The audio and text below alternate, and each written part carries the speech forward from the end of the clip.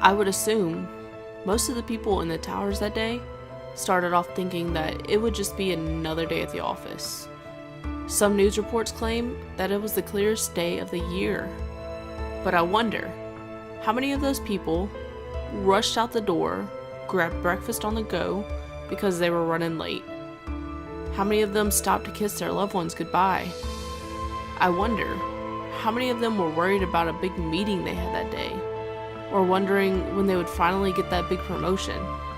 But suddenly, none of that mattered. Suddenly, the world was moving in slow motion, almost as if the world had just stopped. This just in, you are looking at obviously a very disturbing live shot there. That is the World Trade Center. Apparently, a plane has crashed into the World Trade Center in New York. That looks like a second plane. Has I just did not hit. see a plane go in. That just exploded.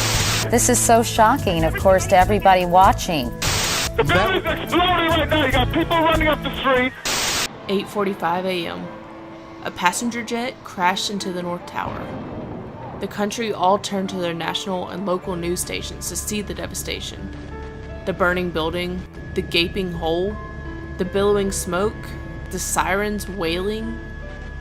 The whole world had their eyes pointed towards the two towers. And just when we thought it couldn't get any worse, it did. 9:03, a second plane comes crashing. This time, into the South Tower. More smoke, more fire, more panic, more lives taken. The fear, the sheer panic quickly set in. You see, here in America, we think that bad things can't happen to us, simply because, well, we live in America. We think that jihad and terrorism are things that can only happen in other countries. But not here. Not to us. Not in America. We're the greatest country in the world, right? Or, well, so we think. As the towers collapsed, people ran down the streets of New York, trying to get away from the billowing smoke.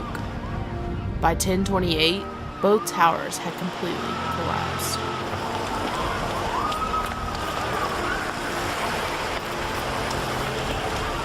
Tragedy. It often brings communities together. It often points our eyes towards God. It often sparks revival. And while people lost their lives, families lost a mother, a father, a son, a daughter, God used this tragedy to be seen. We have a large disaster on our hands. And there, as you can see, perhaps the second tower, the front tower, the top portion of which is collapsing. People are running away from the area. There are firefighters and there are police trying to evacuate the area as quickly as possible. We say thank you to those who gave their all to rescue the ones that they could.